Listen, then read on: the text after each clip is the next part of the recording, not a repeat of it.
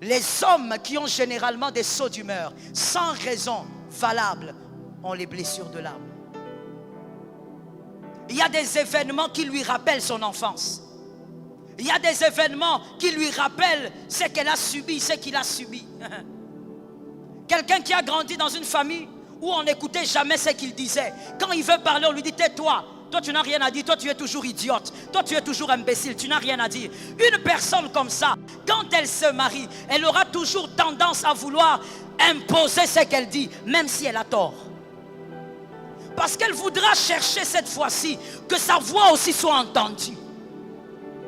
Parce que son âme a un problème. Que quelqu'un dise que le Seigneur m'aide ce soir. La guérison des blessures de l'âme est un processus à respecter et à accepter. Nous sommes donc ce soir dans le processus de la guérison. C'est un processus à accepter et à respecter.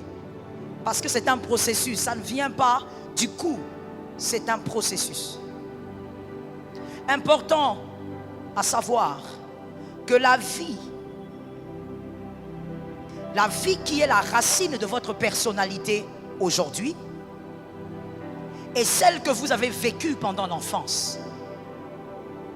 La vie qui est la racine de votre personnalité d'aujourd'hui, quand nous vous regardons, c'est que vous êtes.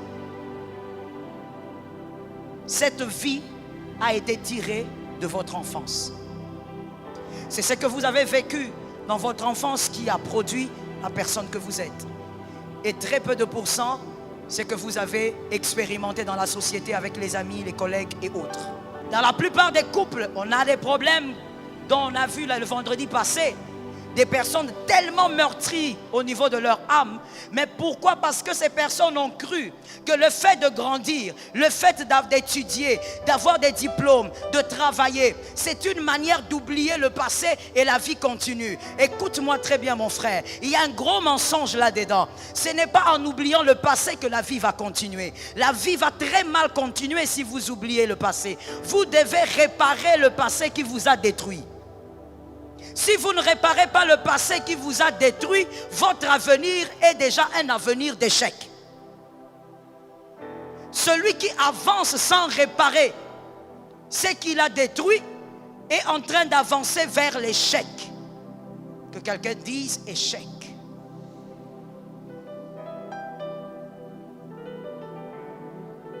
Tu ne peux jamais prétendre, je suis dans l'histoire de David, tu ne peux pas prétendre vaincre les Amalécites si tu n'as pas encore vaincu Goliath.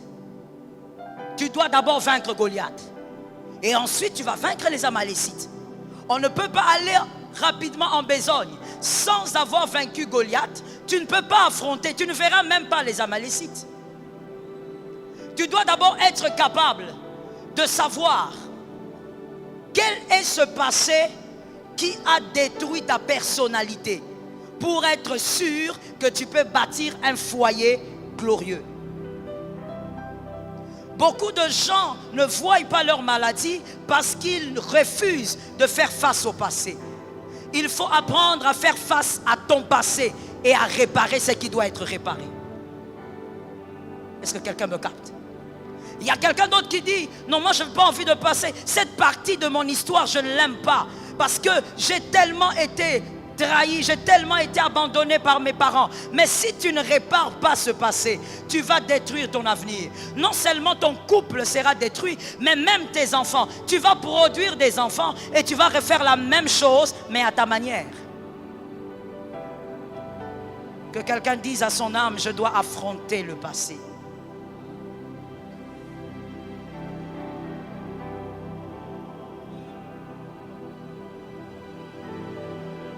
Voici le chemin à respecter quand on sait qu'on est une âme blessée. Parce que déjà, comme je vous le dis, vous devez affronter votre passé pour réaliser que vous êtes une âme blessée. Il y a des gens, si je vous donne le micro maintenant, je vous pose la question, vous allez me dire non, non, moi je ne suis pas une âme blessée. Tout simplement parce que tu refuses d'affronter ton passé. Pour d'autres encore, ils ne savent pas que ce qu'ils sont, c'est justement les résultats des événements malheureux. Ils ne savent pas que les autres n'ont pas grandi comme ça.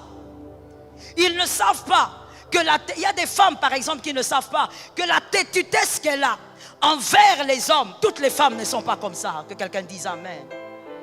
Il y a des femmes qui ne savent pas que toutes les femmes ne sont pas arrogantes ainsi. Mais il y a justement certaines têtudesses venues d'une catégorie de femmes. Je donne ça comme ça, pêle-mêle.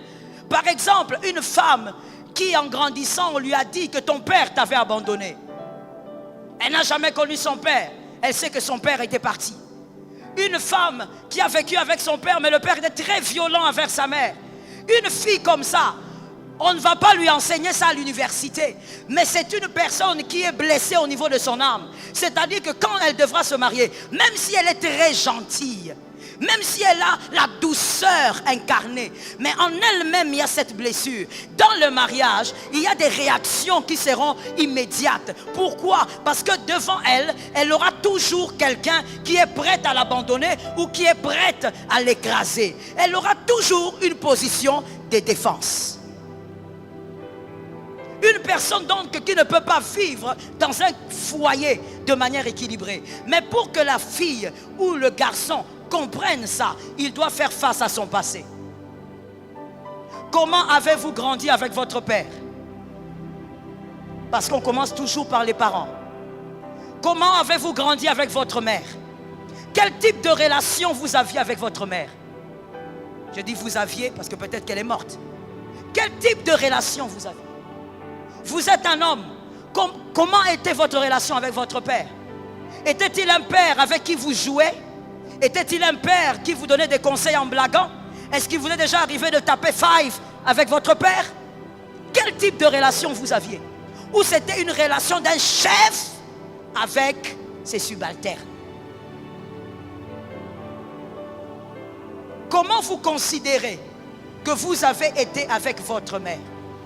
Est-ce une relation d'amitié? Beaucoup d'hommes ne supportent pas, d'hommes mariés, ne supportent pas d'avoir une relation, une causerie apaisée avec sa femme.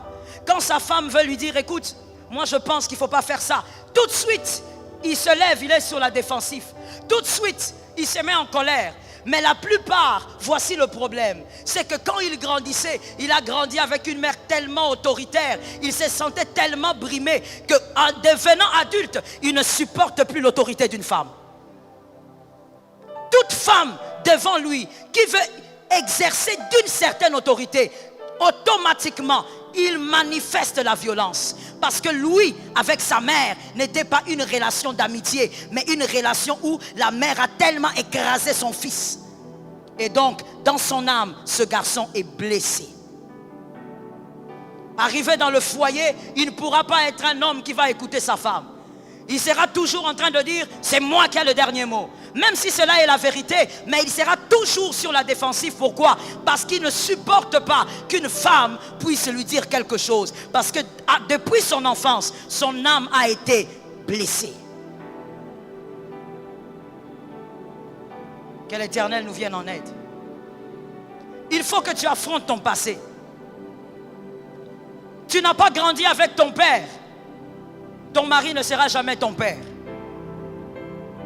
Mais pour régler ton âme, tu dois affronter ton passé. Ne dis pas je vais bien. Non, tu ne vas pas bien. Je vais être très cru avec toi ce soir. Parce qu'il s'agit de blessures de l'âme. Celui qui grandit avec son père, homme comme femme, ne sera jamais comme celui qui n'a pas grandi avec son père. Il y aura toujours une très grande différence. Une fille qui n'a pas grandi avec son père ne sera pas comme celle qui a grandi avec son père. Celle qui a grandi avec son père n'aura pas du mal à se soumettre envers son mari. Mais celle qui n'a pas grandi avec son père, à un moment donné, il y a des réflexes, des blessures qui vont se manifester. Il y a des sauts d'humeur que le mari ne comprendra pas. Vous êtes allé au lit, vous avez dormi calmement. Mais le matin, elle est nerveuse. Le matin, elle veut parler à personne. Le matin, elle n'a pas envie de te saluer. Mais alors que le soir, vous étiez très bien. Les femmes qui ont généralement des sauts d'humeur ont des blessures de l'âme. Les hommes qui ont généralement des sauts d'humeur, sans raison valable, ont les blessures de l'âme. il y a des événements qui lui rappellent son enfance. Il y a des événements qui lui rappellent ce qu'elle a subi, ce qu'il a subi. Quelqu'un qui a grandi dans une famille où on n'écoutait jamais ce qu'il disait. Quand il veut parler, on lui dit tais-toi. Toi, tu n'as rien à dire. Toi, tu es toujours idiote. Toi, tu es toujours imbécile. Tu n'as rien à dire. Une personne comme ça, quand elle se marie, elle aura toujours tendance à vouloir imposer ce qu'elle dit, même si elle a tort. Parce qu'elle voudra chercher cette fois-ci que sa voix aussi soit entendue. Parce que son âme a un problème. Que quelqu'un dise que le Seigneur m'aide ce soir. Tu dois faire face à ton passé. Ce que tu oublies et que tu n'as pas réglé va te rattraper. Dis ça à ton voisin. Il y a quelqu'un qui n'a pas dit, tu n'as pas entendu, je répète ça. Ce que tu oublies et que tu n'as pas réglé va te rattraper. Beaucoup de couples souffrent, pas parce que l'homme est mauvais ou la femme est mauvaise, mais parce que l'homme a épousé une femme qui a des blessures de l'âme. Et la femme a épousé un homme qui a les blessures de l'âme. Ils essayent de régler les problèmes, mais il y a des problèmes qui ne partent pas. Il y a toujours les mêmes attitudes qui dérangent dans la maison. Que l'Éternel nous fasse grâce. Affronte ton passé. Tu dois l'affronter parce que tes enfants doivent être épargnés. Je suis d'accord avec toi. Tes enfants doivent être épargnés. Tes enfants doivent avoir un autre cœur. Tes enfants doivent vivre dans la vérité, dans la pureté. Tes enfants doivent grandir avec des cœurs ouverts. Si toi tu ne te corriges pas, tes enfants vont vivre les mêmes choses mais sous d'autres formes.